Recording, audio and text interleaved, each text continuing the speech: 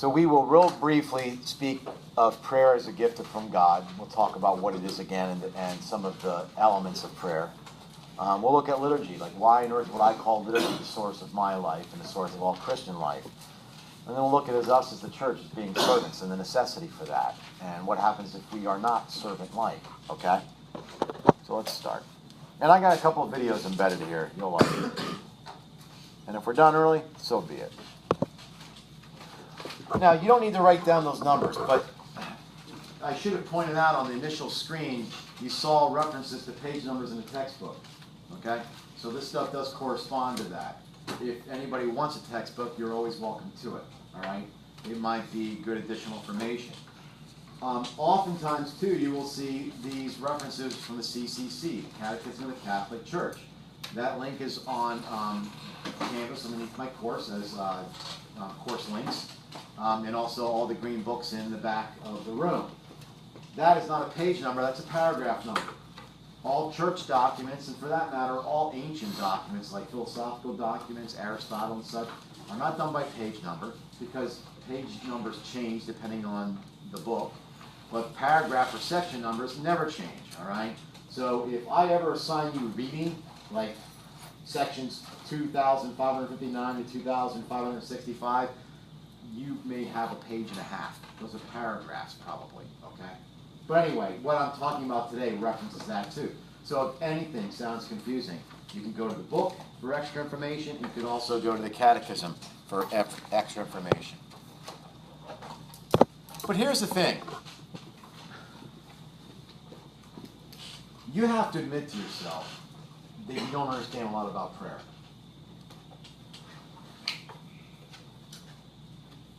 You're told that if you would like something of God, to pray. And you're also told that God answers prayer. That leaves us confused. At least it left me confused as a young person. Does that mean God will give me anything I ask? And if I don't get what I ask, why? Has anybody thought that? I mean, you don't have to raise your hand, but I can't imagine you haven't thought that. I do. Did. Okay. So I've already told you that prayer is lifting our minds and heart to God. It's a good definition, right? But we have to remember we're requesting those things that are good for us. Let me share something with you. Maybe you ferreted this out. If you're a deep thinker, you've probably already thought about this. I have some good friends that live down in the areas of the world that were in the path of the hurricane. And they're okay. Their houses weren't severely damaged. So they post Facebook, social media. I've been blessed. We've been spared, of any serious damage, and nobody lost their life or has been injured. Okay. Would you be surprised if they tell you I have a problem with that? I don't have a problem if they were not harmed, but are we going to call that blessed? What about the people that did lose their lives?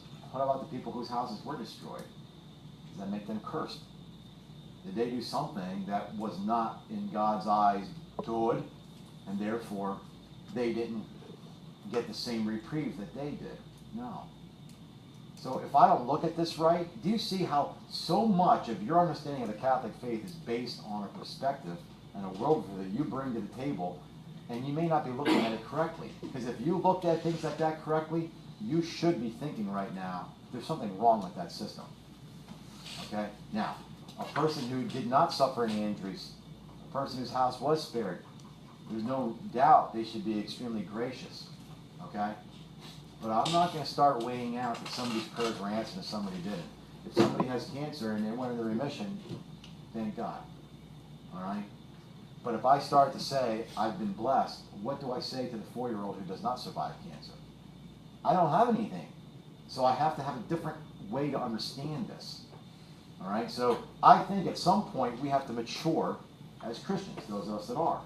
And I'm just sharing with you, these are the questions and the struggles that I went through at your age. I already shared that with you. It didn't make any sense to me. I gave myself 2 years. I'm going to figure it out or get out. That was my deal. I'm here. All right? So anyway, we have to be very careful in that regard. So what goes on? When I say foundations, this is what it's built on. If you ask a toddler what do you want? Like, pray literally means like to beg or to ask, right? Like, do this for me, I pray. I mean, we could talk like that. We don't talk like that anymore unless you're in Downton Abbey, but you get it, right? So the reality is, if you ask a toddler, what do you want? What are they going to tell you? Whatever comes to mind. They're not going to say what's good for them. Well, I really like a nutritious meal so that I can grow and be strong. I want candy, I want ice cream, right? So they don't know what's good for them. Okay, so let's just pretend that we're looking at this rationally.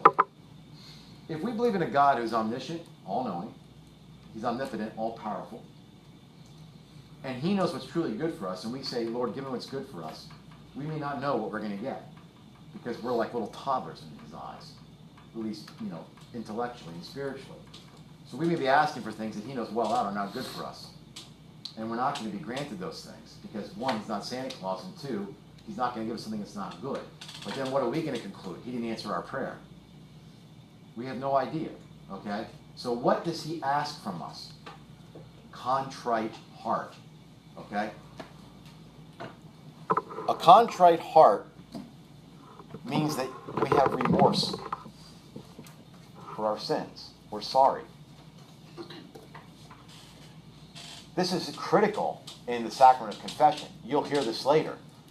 Sacrament of confession is not a car wash.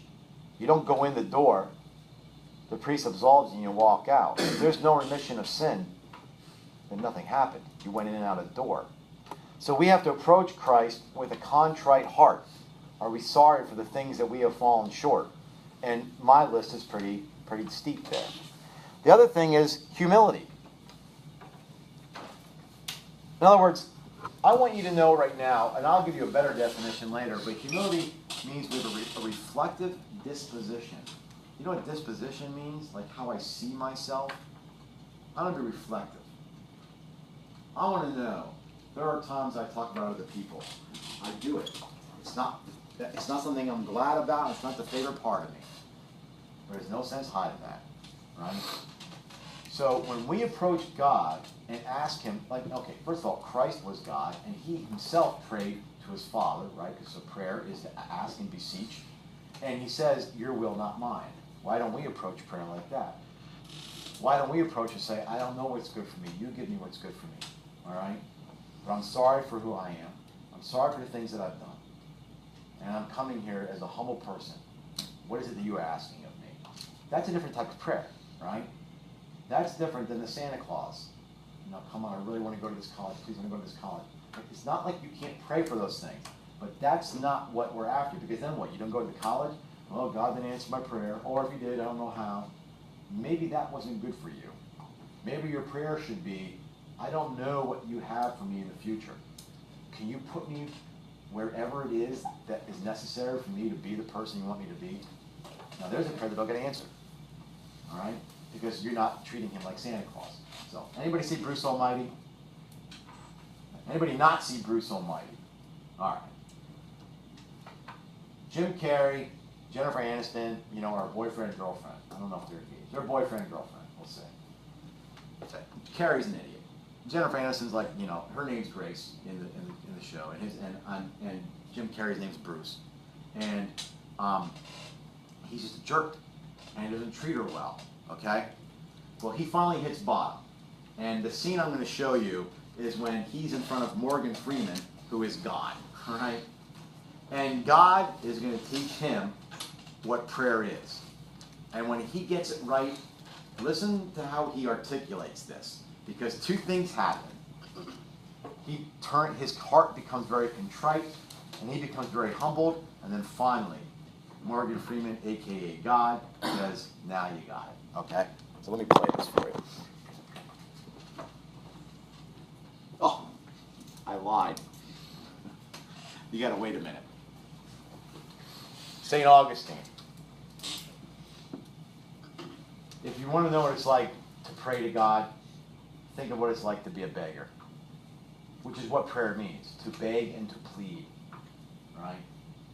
So when somebody says to you, you shouldn't pray to saints because you only pray to God, they live in a time when we don't use that word as to beg or to plead. Again, it was often an English word to say, do this for me, I pray thee. I'm not praying to you, I am begging, I am asking, right? Here we go. That is a good one. Okay, how many fingers am I holding up? Now, Bruce, thou shalt not tempt the Lord. If you can't do it, then let's go 3, 2, 4, 9, 6, 8, 1. Okay. How many now? 7. Aha!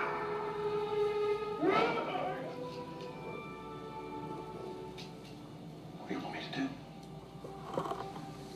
I want you to pray, son. Go ahead. Use them.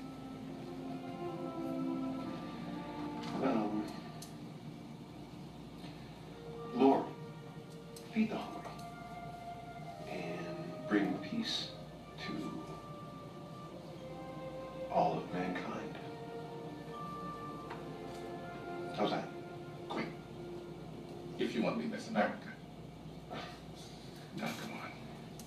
What do you really care about?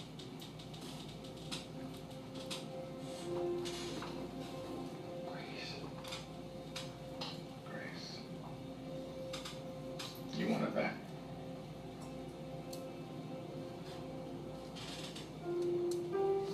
No. I want her to be happy. No matter what that means.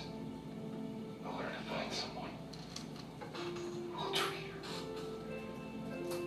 with all the love she deserved from me. I want her to meet someone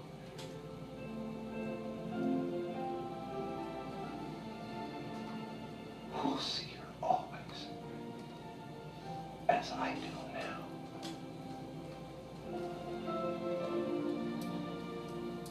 Through your eyes. Now that's a prayer. Yeah. Yeah. It's good. It's good. It's good. All right. So do you see everything about his demeanor and his approach changed? All right. There was no issue of Santa Claus God up there. All right. In other words, I want what's good for this person, and I'll let you determine that. All right. God hears those prayers. All right.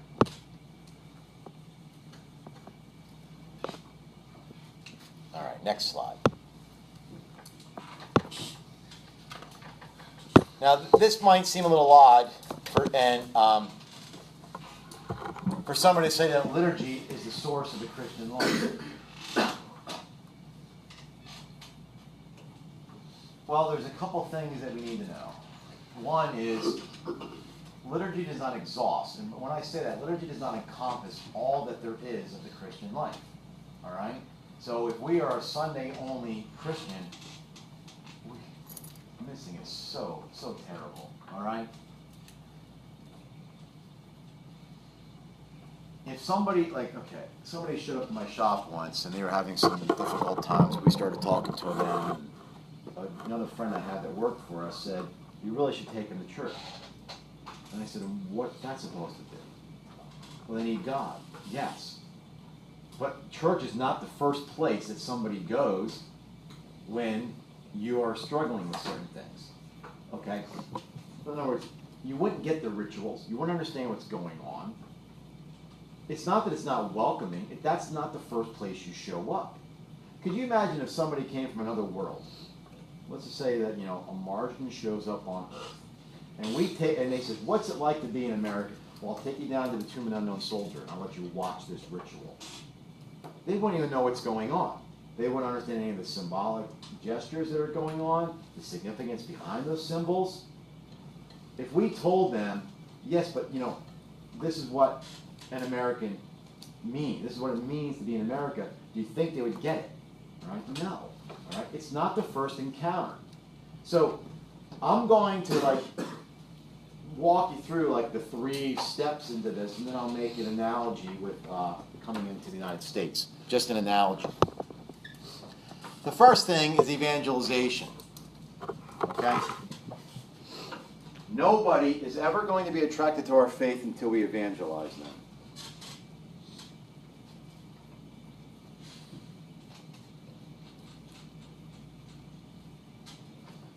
We are proclaiming Christ by word and witness. Now, maybe you don't feel comfortable talking about your faith. Okay, fine. Then you better live it, and you better live it as an extreme example.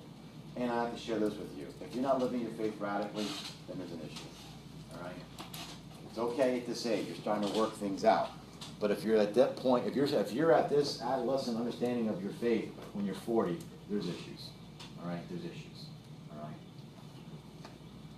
I think there's a video here. I'm not sure. Oh, yeah. Here at the National Institute for Student Ministries, we've discovered a new method of evangelism that is shaking the very foundation of our thinking. It may appear unorthodox, but frankly, we're shocked at the results. We're amazed that this revolutionary idea is specially designed to boost student evangelism. Why do I want to be the evangelism linebacker? Well, let me put it to you like this. Yeah, baby! Next time I'm gonna hit you so hard you're going to flight, next one thing I launch a satellite! You see, as a fish was created to swim in water, as a bird was created to fly, I was created to knock people out who don't evangelize. The evangelism linebacker deals directly with a variety of students' fears associated with sharing their faith. All right, tell you, this house has got your name on it. I'm not ready yet. What makes you think I'm ready, though? Fear of rejection, for example. Let me talk to you about fear. 4th and 1, Jerry Rice, what you gonna do? That don't compare to 4th and 1 in eternity. It doesn't matter who rejects us because we're always accepted by Christ. God loves you. Get off the floor and don't do it alone. Can we talk to you for a minute? I'm a lover, not a fighter, baby. He loves you, but it might hurt. Sometimes I'll blow you up, but it's because I love you. Yeah, but just because I'm a Christian doesn't mean I need to be out sharing my faith. I mean, Don't you run from me! You can't escape my blast! Deeply and throw you in the trash! Thanks to the evangelism linebacker, campus evangelism nationwide is up 87%. I'll never do it again. hey, I can't go to the outreach today. I just got some more important things I gotta do. Hey man, give me a break. I went to church on Sunday. I gotta go. Selfishness! The world needs a message! For God so loved the world, He wants to communicate it through you! If you procrastinate, you will open up the gate to a beatdown! Give me that phone, boy! When I see selfishness, it is my job to blow them up. That's what I do. I blow them up so that they can get their eyes off of self and look at Christ, the prize. What's up, baby girl? Nah, I'm busy. We're intrigued, as the linebacker is particularly effective in infiltrating centers of cultural and intellectual exchange. Here you go. It's your double cappuccino latte mocha with a twist. Not too hot, not too cold. Perfect for you. Did you hear that talk from that guy the other night? Oh, I know. Like we were supposed to be sharing our faith in our coffee shop. Wow! Wow! Shut up in the coffee shop, baby! Units! It's unlikely that the recent decline in coffee sales has anything to do with our program.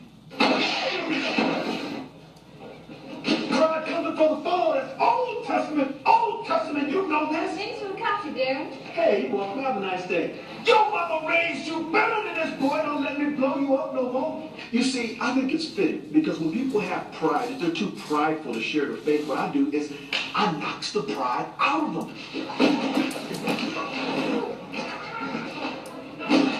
What I would like to communicate to my brothers and sisters is this. When you least expect it, around the corner, perhaps even under your bed, I can be in a phone wire. I can be everywhere. And just know that I'm always watching. Ready to lay the boom on you, baby. Booyah! Ouch. Are you ready for game day? All right. Anyway, okay. Faith. So, remember what we're talking about now. These are things that precede our experience in liturgy. So, at first we're evangelized. Somebody's attracted to the life that we live. In other words, that person, there's something so genuine about them, I need to know what they know. Okay? Then you come to a certain part of the faith where you will have a personal assent, in other words, you now accept and an adherence to the whole truth as revealed by God. All right? A personal assent and adherence to the whole truth as it's revealed by God. You can't take the parts you like. You can do that in other religions. You cannot do it in Christianity. It's a revealed religion. You must accept the whole truth as it has been revealed by God. Okay? That doesn't mean you can't have questions about it. That's different. All right? And finally, after you've been evangelized and you have personally assented in your faith to the whole truth, there will be a conversion. This conversion is radical. People should see the difference. It's a radical reorientation of the whole self. A radical reorientation of the whole self away from evil and towards God. Get it? A radical reorientation of the whole self away from evil and towards God.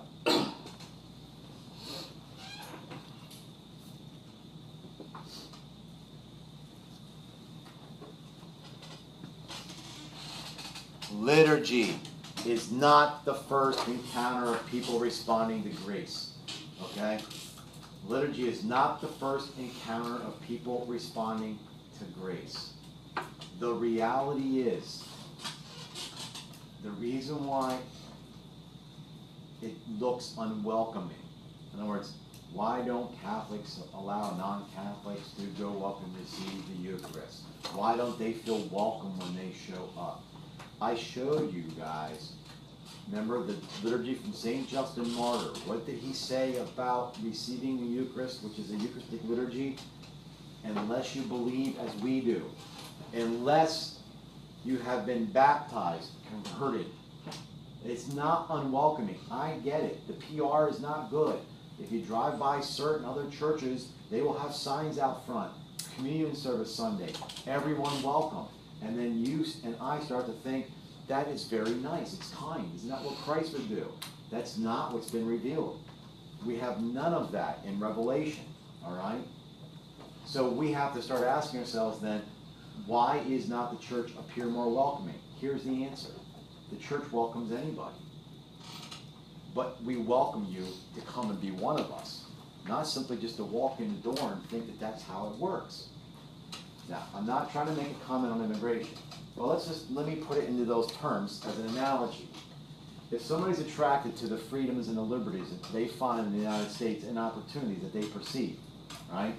In a sense, we can make that analogous to people seeing or evangelizing them about what we believe is the truth found in the faith. Then they accept the rules and the laws of being a citizen. I accept that. And I want to be part of it, so I want to be patriated into the country. See those steps?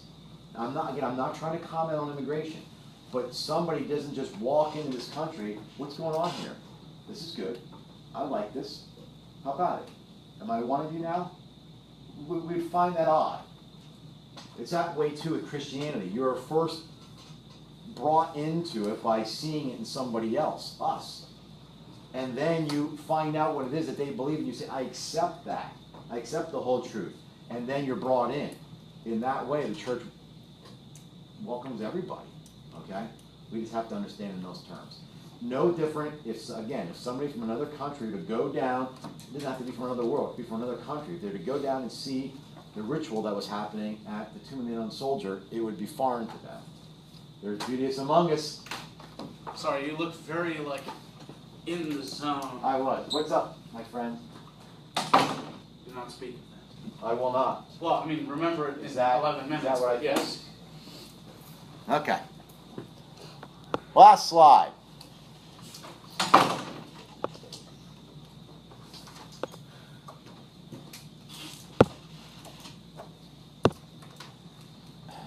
Now, I don't want you to write down what's on this paragraph. I want you just to listen to me a second.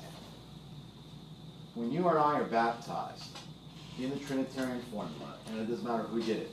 It doesn't matter if grandmom did it because your parents weren't bringing you to church, although she shouldn't have done that. or if it was done in a Catholic church, or if it was done in a Methodist church, it doesn't matter. All right? You are priest, prophet, and king. And if we can only live up to those ideals, all right? So in the New Testament, the word liturgy refers not only to the celebration of divine worship, which it does, but also proclaiming the gospel and living our life in love and charity. In all of these situations, we have to be a servant of God and neighbor. So here's my plea with you. Those of you that are Christians, especially Catholics, be servants. Be so literal in your approach to servants that people get it. Because the reality is that we have this egalitarian notion, you know, that everybody should be like everything else, and then we put things into, not hierarchies, hierarchy is good, but better. If you have in your head that bishops and priests and nuns are somewhat better than you and I, or if they have that impression, that has nothing to do with Catholicism. They're in error. I'm telling you that. All right? One of the titles of the Pope is the servant of the servants. And he should look like that. He should act like that. A bishop is our servant. We understand the hierarchy, but we're on equal grounds. Okay? We're on equal grounds. The reality is this. Let me just say something about this. There's a story, and I believe it to be true. In the 1800s, Napoleon Bonaparte, the emperor, approached the cardinal, and he said, I will destroy the Catholic Church. And this cardinal, in his wisdom, said, my dear emperor, cardinals, bishops, and priests have been just trying to destroy this church for 2,000 years. They have not succeeded, and neither will you. Right? It may sound odd to say that because of the corruption that's been in the church over the years, that has been an attraction for some people in the church, but that has been. G.K. Chesterton, a great writer from the early 20th century, said, I cannot imagine if this church is anything other than what it claims to be divine, it would still be standing. There's been no, what do you call it, monarchy that has lasted 2,000 years ever in history. How could it be? We are made up of individuals who are human, all right, with a divine orientation and a divine calling. We will constantly screw things up. If you are, and you should be, aghast and scandalized by the scandals, but I assure you, after these scandals are over, there's another one. So I'm not talking about the same type of abuse. There's always going to be scandals. We're always going to be doing this, right? So anyway, so we're priest, prophet, and king. Let me explain to you now what I mean by that. You and I who are baptized, we are priests. Do we not offer our sacrifices with him? That's what it means. We're uniting our sacrifices with his through the Spirit. That's why we can say, our sacrifice and yours. Do you ever think of yourself as a priest? And if you don't, why not? Priests offer sacrifices. You and I offer sacrifices. We are prophets. Now, you might think a prophet can tell you the future. Well, that's not really what a prophet means in this sense. A prophet tells the truth. You've been given the truth. You can live it. If you don't want to say it, live it. All right? So we have to proclaim the gospel, and the gospel is the good news of Christ. You should live it. Mother Teresa said, why don't you have joy in your life? If you don't have joy, you're not a Christian. Pope Francis has said that he's tired of the sourpuss Christians walking around like we all have to be so serious. I'm holy and I'm serious, and therefore I won't smile.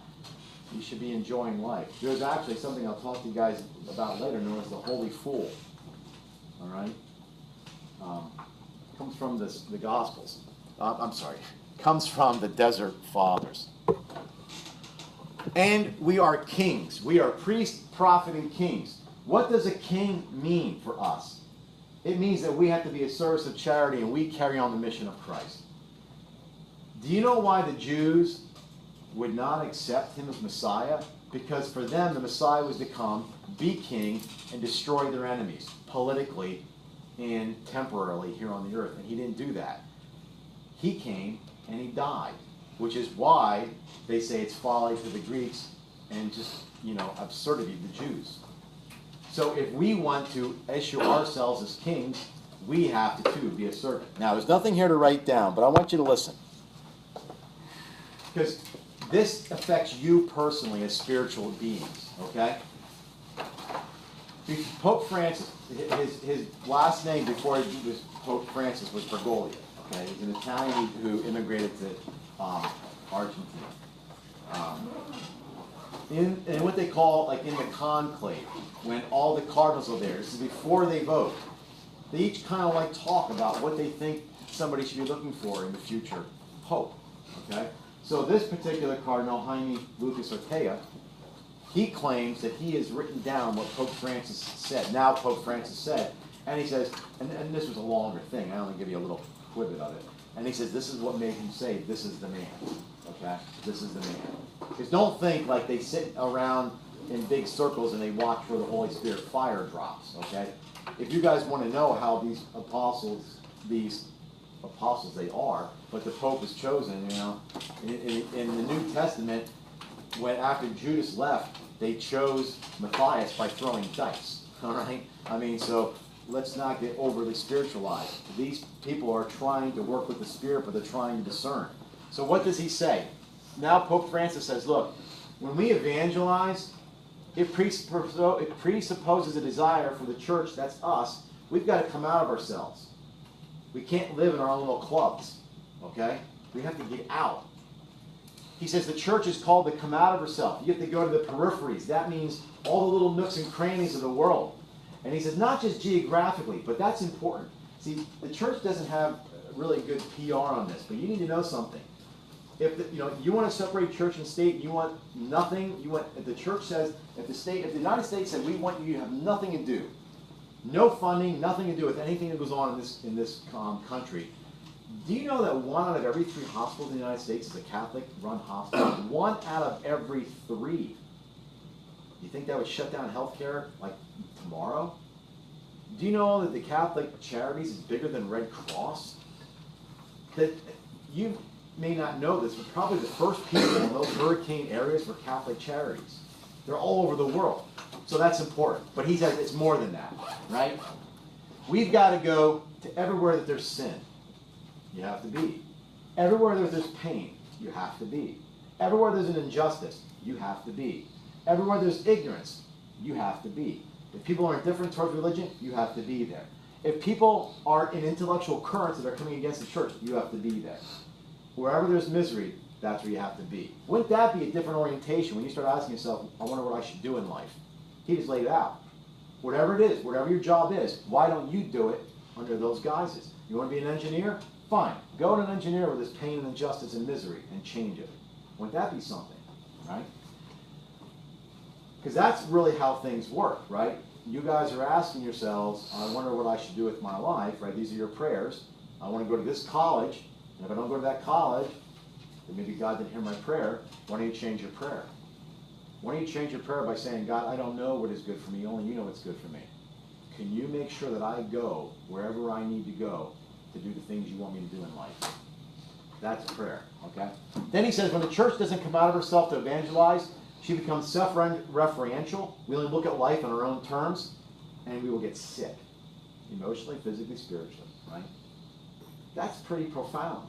So anyway, this was part of the speech where this guy, Cardinal Jaime Lucas Ortega, said, he's the man. That's the person we need up there. So he's saying to all of us, you need to be poor, you need to be humble, and you need to live your life a little adequate. Do that, and then maybe things will change. Right? A little bit different. Any questions? Okay, good job, guys.